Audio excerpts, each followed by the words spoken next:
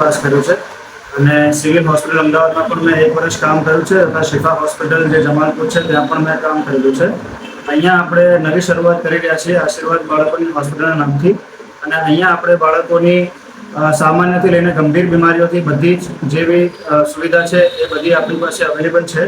આપણી પાસે નાના બાળકો જે જન્મેલા હોય જેમની ફોટોથેરાપી કહેવાય, કમળો થઈ ગયો હોય અને બાકી ઇન્ફેક્શન થયા હોય, અધૂરા માસના જન્મેલા બાળકો, ઓછા વજનના જન્મેલા બાળકો એ બધાની સારવાર અહીંયા ઉપલબ્ધ છે અને અદ્યતન સાધનો સાથે ઉપલબ્ધ છે તથા બાળકોનું રસીકરણ તથા તેમની બીજી બધી જે પણ ચેપી રોગોની સારવાર અને એના માટેનું રસીકરણ એ પણ આપણી પાસે અવેલેબલ છે.